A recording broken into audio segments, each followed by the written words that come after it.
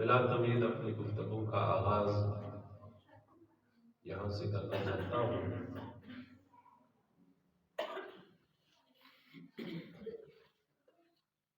لجپال آقا صلی اللہ علیہ وسلم، آپ کا ہر صحابی قابل عزت قابل احترام ہے، اور ہم اہل سنت و جماعت کا یہ عقیدہ ہے کہ ہر صحابی نبی جنتی جنتی، ہر صحابی نبی جنتی جنتی، صحابی نبی جنتی جنتی، ہر دشمن علی لعنتی لعنتی، ہر دشمن علی لعنتی لعنتی۔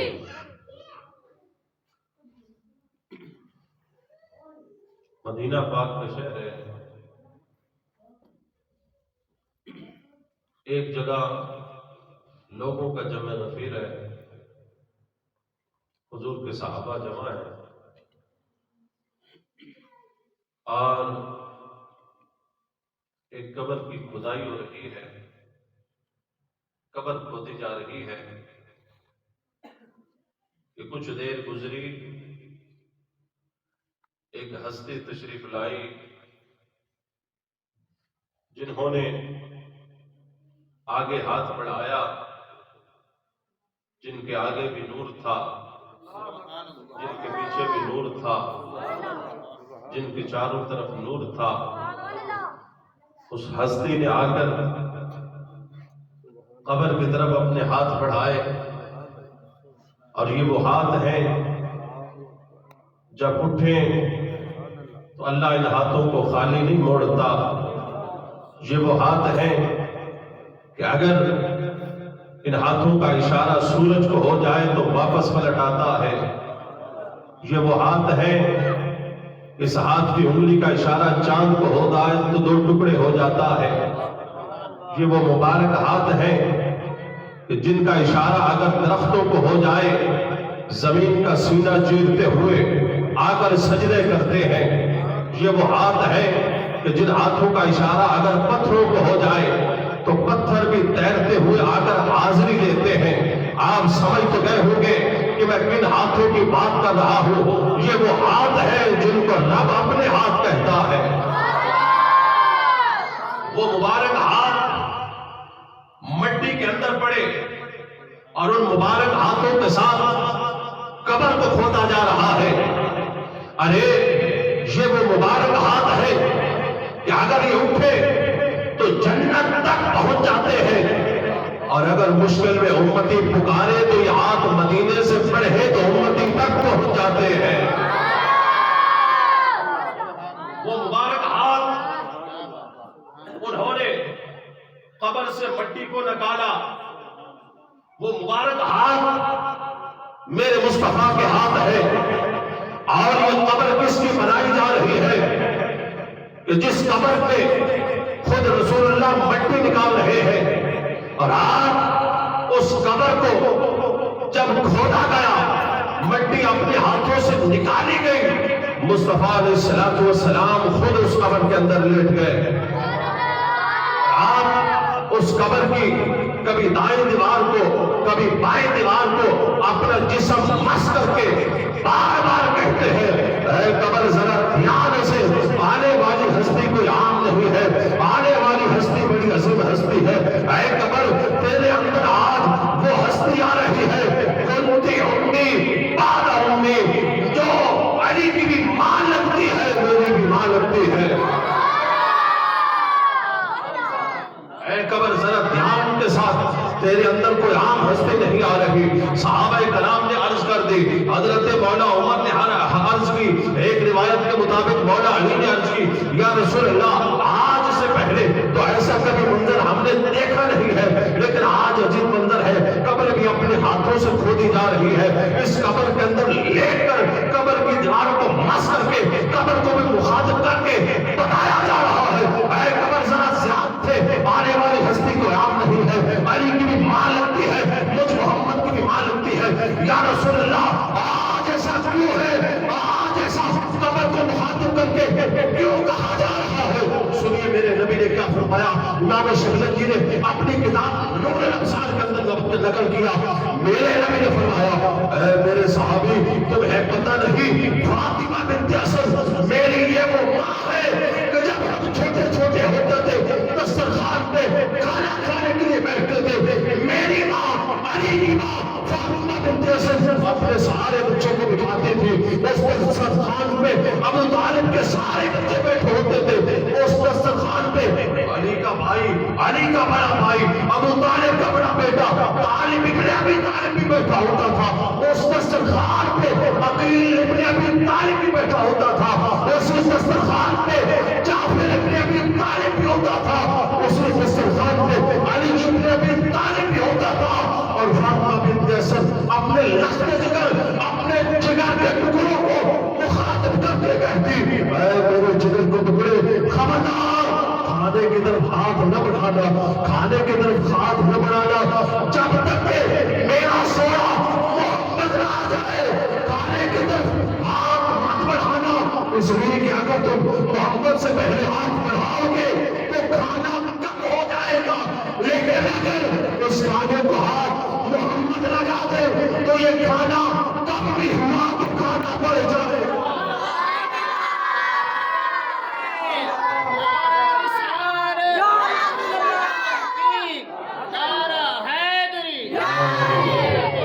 بولو بولو ہمارا غوثیہ فرمایا تمہیں پتہ نہیں یہ میری ماں علی کی بھی ماں فاطمہ بنت اسد ہے فاطمہ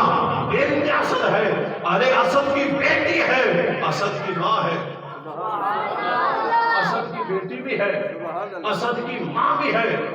اللہ اکبر قربان جائے اسد کی بیٹی پہ اسد کی ماں بھی ہے اسد کی بیٹی بھی ہے اللہ اکبر میرے نبی نے فرمایا اے لوگوں اے میرے صحابہ یہ وہ ماں ہے اس وقت تک اپنے بچوں کو کھانے پہ ہاتھ نہیں لگانے دیتی تھی ارے ابو طالب کو اس وقت تک کھانے پہ ہاتھ نہیں بڑھانے دیتی تھی فرماتی تھی جب تک میرا لخت جگر محمد نہ آ جائے خبردار کوئی بھی کھانے کو ہاتھ نہ لگائے اور جب محمد پاک آ جاتے اس وقت کھانا شروع ہوتا میرے نبی نے فرمایا میری یہ وہ ماں ہے جو مجھ سے اتنا لاڈ کرتی تھی یہ وہ فاطمہ بنت اسد ہے فاطمہ بنت اسد بنت اسد بنت اسد کا مثل کہا ہے سبحان اللہ بنت اسد کا مثل کہا ہے جس کی بہو خاتون جنا ہے زوجہ ام مرسل اعظم شیر کی بیٹی شیر کی ماں ہے تو میرے نبی لجپالا کا قبر کو مخاطب کر کے فرماتے ہیں اے قبر ذرا دھیان سے آنے والی ہستی کوئی عام نہیں ہے یہ علی کی بھی ماں لگتی ہے میری بھی ماں لگتی ہے اور بار بار آپ دعا فرماتے ہیں اللہم اغفر لأمی فاطمہ بنت اسد یا اللہ میری ماں فاطمہ بنت اسد کی مغفرت فرما آج ذکر علی ہو رہا ہے ولادت علی کی بات ہو رہی ہے ولادت علی سے پہلے میں نے مناسب سمجھا جس عظیم ماں نے علی جیسا بیٹا جنم دیا ہے اس عظیم ماں کا بھی ذکر ہونا چاہیے یہ وہ عظیم ماں ہے یہ فاطمہ بنت اسد وہ عظیم ماں ہے جسے میرے نبی نے بڑی محبتوں سے نوازا ہے اور لجپالا کر آپ کسی صحابیہ اور کسی صحابی کی قبر میں یوں نہیں اترے ہیں جب صحابہ نے پوچھا تو بتایا کہ میری یہ لخت جگر وہ ماں ہے جو مجھ سے اتنا پیار کرتے تھے اپنے پیٹ کے جائے ہوئے کو بھی اس وقت تک کھانے پہ ہاتھ نہیں بڑھانے دیتے جب تک میں محمد دسترخوان پہ نہ بیٹھ جاتا اللہ اکبر لجپالا کا اس ماں کی قبر میں اترنے لگے قبر میں اتر کے آپ نے قبر کو مخاطب کرنے کے بعد اگلی بات بڑی قابل توجہ آپ کی توجہ چاہوں گا میرے نبی نے علی پاک کو مخاطب کیا آپ نے حضرت عباس کو مخاطب کر کے فرمایا خبردار ابھی تک میری ماں کو قبر میں نہیں رکھنا آپ نے اپنی قمیض مبارک اتاری اپنی قمیض مبارک اتار کے فرمایا میری یہ قمیض لے جاؤ میری اس قمیض کا کفن میری ماں کو پہناؤ میری یہ قمیض اسے لے جاؤ اور فاطمہ بنت اسد کا کفن بنا دو ارے میرے نبی کے صحابہ آج بڑے تعجب کی نگاہوں سے دیکھ رہے ہیں، یہ اتنا پیار۔ ایک صحابی نے عرض کر دی، یا رسول اللہ صلی اللہ علیہ وسلم، امام مومن شبلنجی نے اپنی کتاب میں اس بات کو نقل کیا، میرے نبی سے جب صحابی نے پوچھا، یا رسول اللہ یہ آپ کا کفن دینا اس کا کیا ہوگا، اس کی وجہ کیا ہے؟ تو میرے نبی نے فرمایا البسط قمیصی لتلبسا فی ثیاب جنتی، فرمایا کہ میرا یہ قمیص فاطمہ بنت اسد کو پہنا دو، اس لیے میرے قمیص کی وجہ سے اللہ فاطمہ بنت اسد کو جنتی لباس پہنائے گا۔ میرے اس قمیص کی وجہ سے اللہ فاطمہ بنت اسد کو جنت کا لباس پہنائے گا۔ ارے مجھے کہنے دیجئے، وہ لوگ جو کہتے ہیں کہ نبی کچھ کر نہیں سکتے، ارے اگر تم کہتے ہو نبی کچھ کر نہیں سکتے، ارے وہ تمہارا نبی ہوگا جو کچھ نہیں کر سکتا ہوگا، میرا نبی وہ نبی ہے، اس کے عظمت کے کیا کہنے؟ پر میرے نبی کی قمیص کی یہ شان ہے کہ میرے نبی کی قمیص کی جنتی لباس بن رہی ہے۔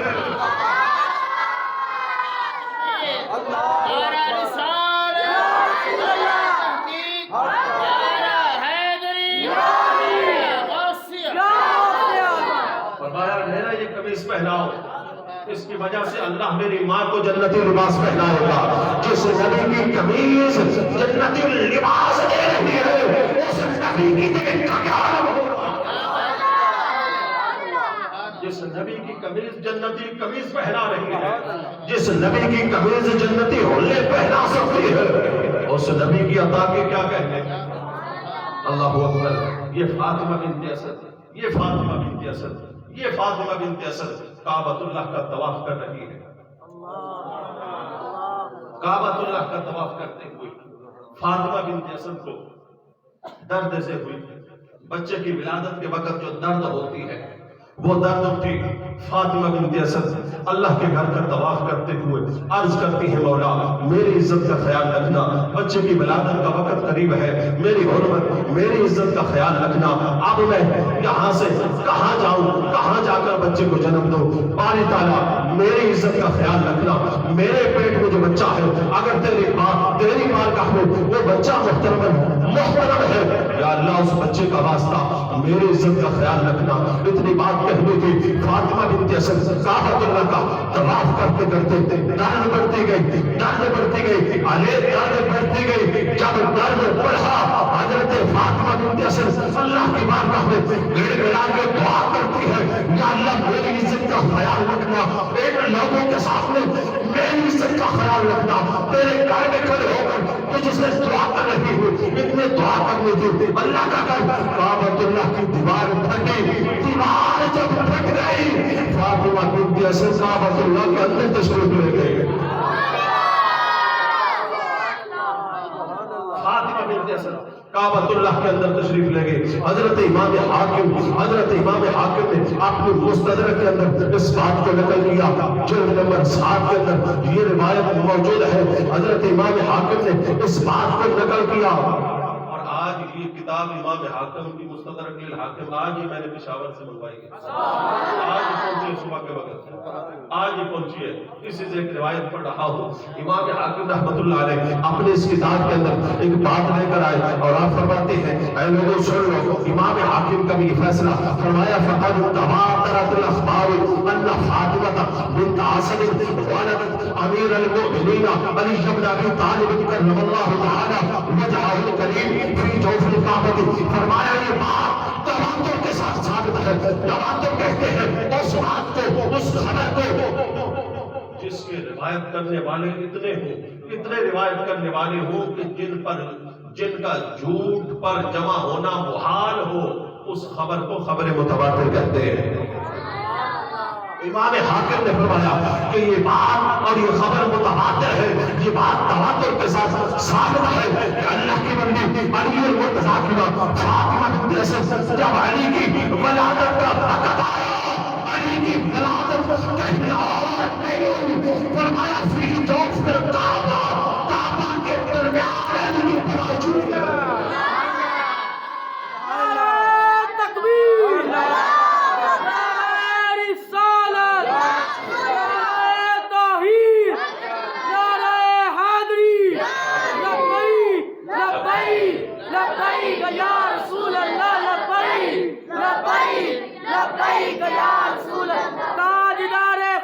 نبوت زندہ باد، تاجدار ختم نبوت زندہ باد، نعرہ حیدری،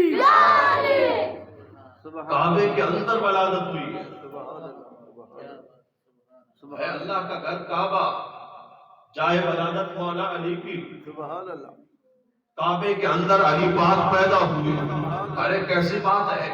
دیوار کیسے پھٹ گئی، دیوار کیسے پھٹی؟ ارے اللہ کا قرآن نہیں پڑھا، اللہ قرآن میں فرماتا ہے لو انزلنا ھذا القرآن علی جبل لرأیتہ خاشعا متصدعا من خشیۃ اللہ۔ پہلے اس بات سے پہلے سمجھو کعبہ کہتے کسے ہیں؟ جہاں پر علی کی ولادت ہوئی ہے۔ کعبے کا معنی کیا ہے؟ کعبے کا معنی ہے بلندی۔ کعبے کا کیا معنی ہے؟ بلندی، بلند جگہ، بلندی والی جگہ۔ ارے کائنات میں سب سے بلند مقام، سب سے زیادہ عظمت والا گھر وہ اگر ہے تو وہ کعبہ ہے۔ یہ گھر ہے کس کا؟ اس کا ہے جو سب سے زیادہ بلند ہے۔ تو اللہ اکبر ہے، یہ اس بلند کا سب سے بلند گھر ہے۔ اس اللہ کے بلند گھر کے اندر علی کی ولادت ہو رہی ہے، وہ بھی بلند ہے، اس کا کعبہ بھی بلند ہے، آنے والا بھی بلند ہے، وہ اللہ ہے، آنے والا علی ہے، ارے وہ بلند ہے، اس کا گھر بھی بلند ہے، جس گھر میں علی آئے وہ گھر بھی بلند ہے۔ تو ارے سنیے سنیے کعبے کی دیوار کیسے پھٹی؟ اللہ قرآن میں کہتا ہے لو انزلنا ھذا القرآن علی جبل لرأیتہ خاشعا متصدعا من خشیۃ اللہ۔ اگر ہم اس قرآن کو پہاڑوں پہ نازل کرتے تو یہ پہاڑ ریزہ ریزہ ہو جاتے، یہ پہاڑوں کے سینے پھٹ جاتے۔ قرآن کہتا ہے اگر اس قرآن کو ہم پتھروں پہ نازل کرتے تو پہاڑوں کے سینے پھٹ جاتے، پہاڑ ریزہ ریزہ ہو جاتے۔ یہیں پہ رک کے اس کے ساتھ میں ایک اور حدیث پاک پڑھوں، یہ ہے قرآن۔ یہ کیا ہے؟ قرآن اگر پہاڑوں پہ آئے تو قرآن کی ہیبت کی وجہ سے پہاڑ ریزہ ریزہ ہو جائے۔ اور میرے نبی نے فرمایا علی مع القرآن والقرآن مع علی۔ قرآن اور علی کا رشتہ ہی ایسا ہے، علی قرآن کے ساتھ، قرآن علی کے ساتھ، قرآن علی کے ساتھ، علی قرآن کے ساتھ۔ ارے وہ جو ہیبت قرآن کی ہے، اس ہیبت کا کچھ نہ کچھ حصہ تو علی کو ملا ہوگا نا۔ تو پھر جب علی پاک آ رہے تھے تو علی کی اور اس قرآن کی ہیبت تھی، اس ان کے آنے کی وجہ سے کعبۃ اللہ کی دیوار پھٹ گئی۔ فاطمہ بنت اسد کعبۃ اللہ کے اندر تشریف لے گئی اور فرماتی ہے کعبہ میں علی المرتضیٰ پیدا ہو گئے۔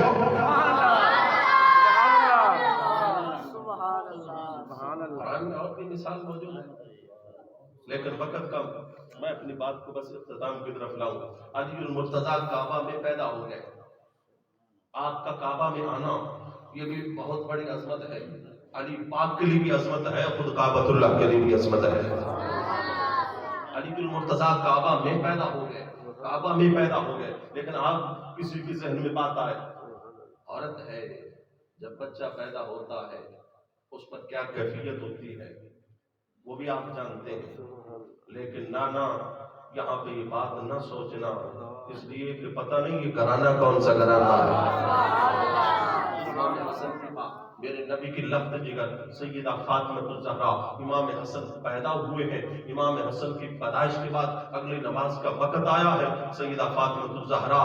آپ وضو کر کے مصلی پہ کھڑے ہو کے رب کی نماز ادا کر رہی ہیں۔ حضرت مولا علی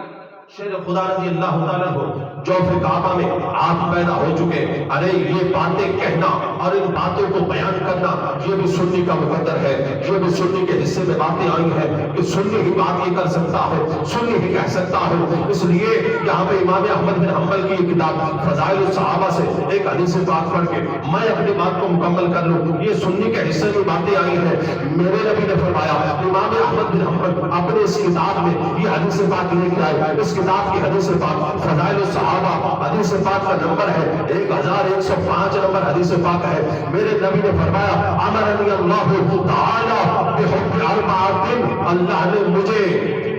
4 شخصیات سے محبت کرنے کا حکم دیا ہے۔ رب نے مجھے 4 ہستیوں سے پیار کرنے کا حکم دیا ہے۔ رب نے مجھے حکم دیا 4 ہستیوں سے پیار کرنے کا۔ اب وہ 4 ہستیاں سنیے، میرے نبی نے یہ بات جب ارشاد فرمائی وَأَخْبَرَنِي أَنَّهُ يُحِبُّهُمْ واخبرنی انہو یحبہ،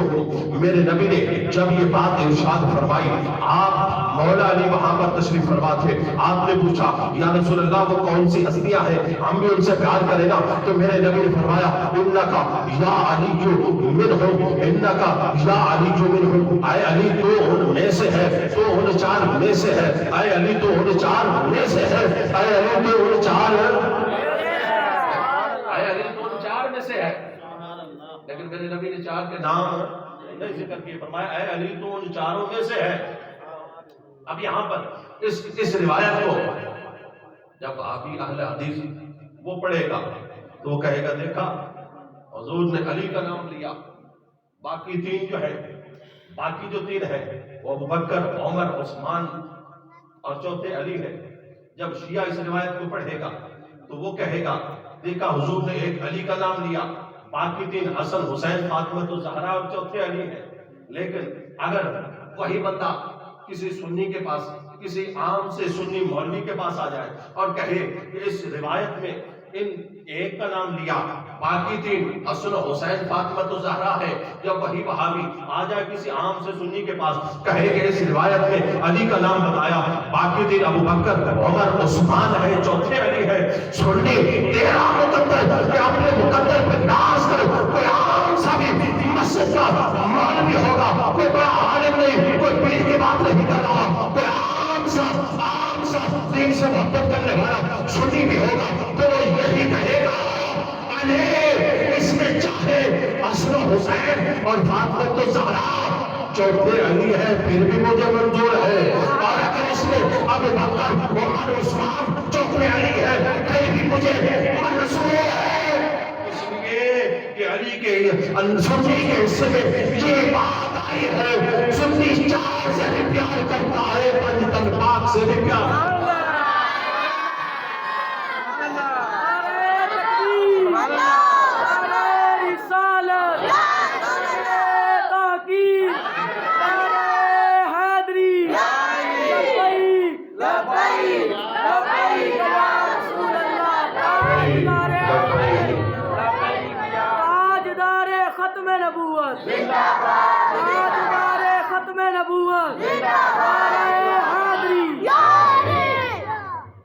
ارے سنی اپنے مقدر پہ ناز کیا کر،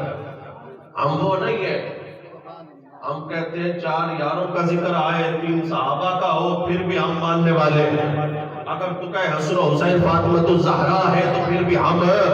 ماننے والے ہیں، اس لیے کہ ہم سنی ہیں اور سنی نبی کے سارے یاروں کو مانتا ہے، سارے صحابہ کو مانتا ہے، سارے اہل بیت کو مانتا ہے۔ ہم نے پچھلے دنوں حضرت صدیق اکبر کا ذکر بھی گج بج کے کیا، آج علی کا ذکر بھی گج بج کے کر رہے ہیں، اور یہ ہمارا ہی نصیب ہے، ہمارا ہی مقدر ہے، ہم ہائے علی والے نہیں، ہم ہائے حسین والے بھی نہیں، ہم یا علی والے ہیں یا حسین والے۔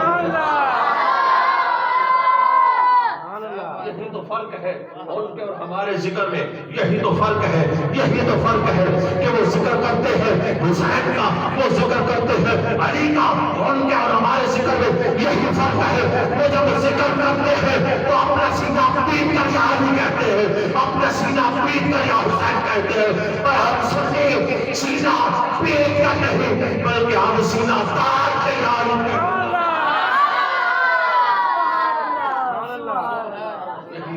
یہی ہمارے اندر ان کا فرق ہے۔ ارے اپنی قسمت پہ ناز کر، رب نے ہمیں یہ ذکر کرنے کی توفیق عطا فرمائی۔ سامنے حاضرین، آج ہم نے ذکر علی کی محفل سجائی، وقت ہو چکا، بس انہی الفاظ کے ساتھ ماشاءاللہ اللہ آپ کا ذوق سلامت رکھے، آپ کا آنا اللہ اپنی بارگاہ میں قبول فرمائے۔ محترم قاری صاحب تشریف لائے، اللہ انہیں بھی قدم قدم پہ اجر نصیب فرمائے، اور اسی طرح ہمیں رب تعالیٰ اپنے محبوب کے غلاموں صحابہ کا، اہل بیت کی پکی سچی محبت عطا فرمائے، اسی محبت کے ہمارا خاتمہ فرمائے۔ وآخر دعوانا الحمدللہ رب العالمین۔